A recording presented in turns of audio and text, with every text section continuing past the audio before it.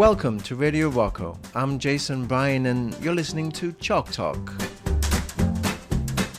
Radio Rocco is bringing you the fresh news and insights about telecoms roaming and interconnect, as we do in our reports. Over the next 15 minutes, we'll be talking to you about the EU roaming regulation.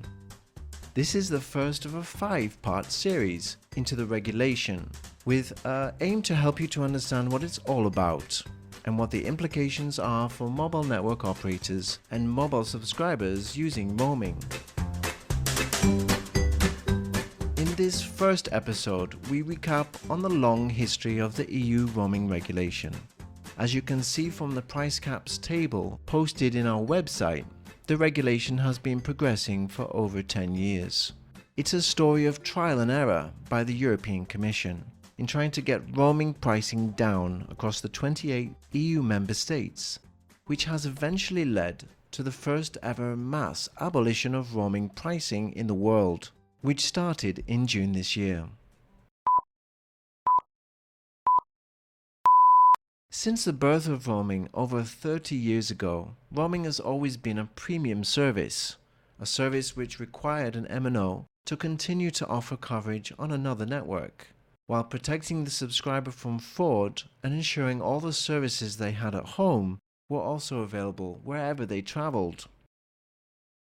Quite a challenge to achieve this when often there is very little understanding of what the service quality might be like for the customer. But this was to become the least of their worries. The main problem was not a question of coverage or services, but that there was not enough transparency on pricing, and the pricing was considered just too high. Bill shock was evolving as a trend and becoming quite a threat. In October 2005, the European Commission launched a consumer website on roaming tariffs. The website highlighted the issue and also noted that people were paying €12 for a 4-minute call. 1 year later, when high roaming charge rates persisted, the Commission proposed to intervene in the market by setting maximum rates at which mobile network operators could charge their subscribers. While serving in the European Commission, Viviane Reding, a Luxembourgish politician, found a relatively popular policy in lowering roaming charges across the European Union. Here we are in face of an obstacle to the freedom of movement, because if you punish citizens on their phone bill when they cross a border, that is frankly not the internal market we strive for, we wish we are constructing. So in order to give this freedom of movement to our citizens, we have to get rid of those obstacles. Her legislation to cap roaming charges was approved by the Parliament in spring 2007 and came into law that summer.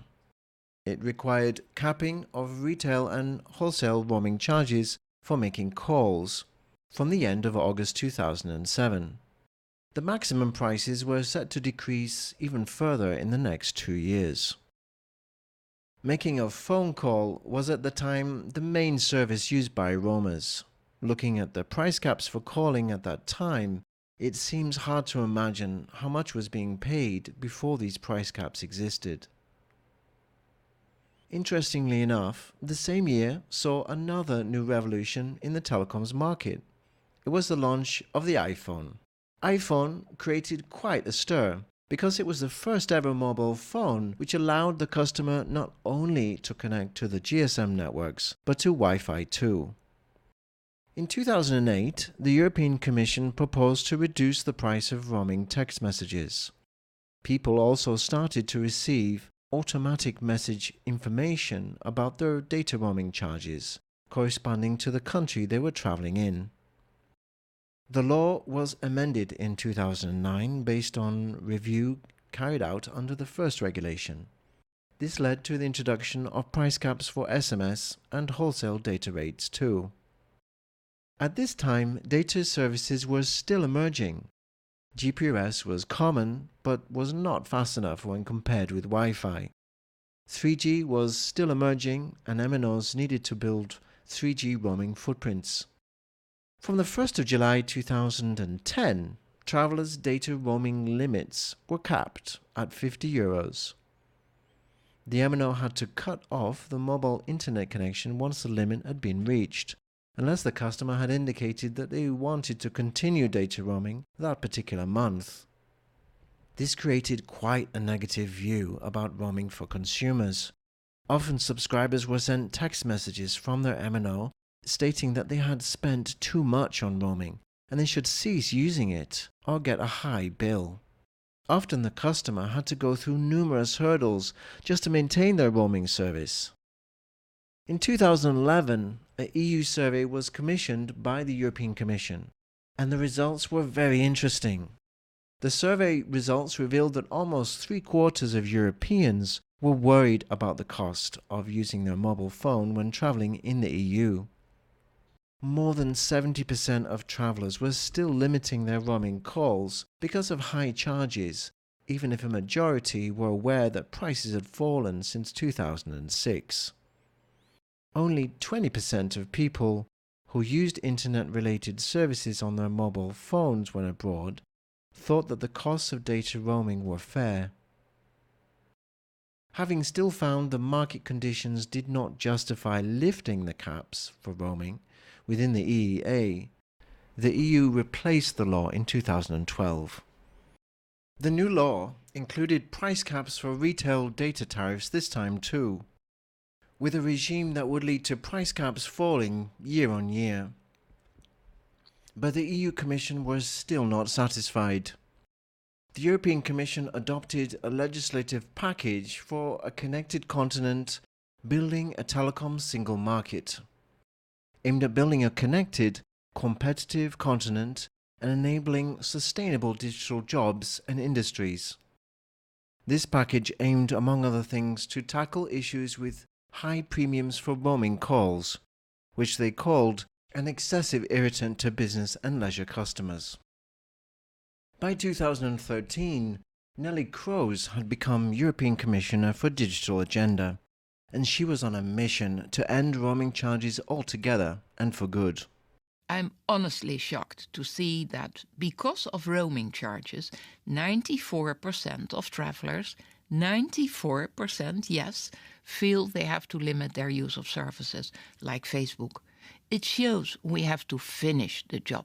We have to eliminate this roaming problem once and for all. It's not just a fight between holiday makers and telco companies. Millions of businesses face extra costs because of roaming, and companies like app makers lose revenue too. Roaming makes no sense in a single market. It's economic madness. The European Commission calculated that telecoms companies were missing out on a market of around 300 million phone users because of their pricing strategies, with negative effects, of course, for business, such as app makers. Then, following the Commission's Connected Continent, the proposal of 2013, the European Parliament voted in 2014 to end roaming charges altogether. And the following year, European Parliament and Council adopted the new rules on roaming charges and open internet. According to those rules, consumers would pay the same price as at home for calls, texts and mobile data, wherever they are travelling in the EU, as of June 2017. The European Parliament and Council requested that before these rules could apply, the wholesale roaming market be appropriately reformed and a fair use policy of roaming at domestic prices be determined by the European Commission. In June 2016, the Commission proposed to set maximum regulated wholesale roaming charges. Those maximum charges were further reduced by the co-legislator when achieving a political agreement on the Commission proposal the following January. Andrus Ansip, an Estonian politician and the current European Commissioner for the Digital Single Market, pushed through the new rules on wholesale roaming charges in 2017. The new caps on wholesale roaming prices agreed with the Council and which you will vote on tomorrow will allow operators to provide roaming at domestic price. Roaming charges ended on the 15th of June 2017. Europeans travelling within the EU countries can now roam like at home and pay domestic prices for roaming calls, SMS and data. National telecoms regulators are responsible for enforcing the new roaming rules. For example, in the UK this is Ofcom, in Spain the CNMC, and in France ARCEP. Between 2014 and 2017, Rocco has developed several interesting reports into the EU roaming regulation, into bill shock and into silent roaming. In our next episode on the EU roaming regulation, we are going to consider what the new regulation covers. What does the fair use policy mean? And why in some countries surcharges for roaming may still exist? Until next time, this is Jason Bryan and you've been listening to Chalk Talk from Radio Rocco.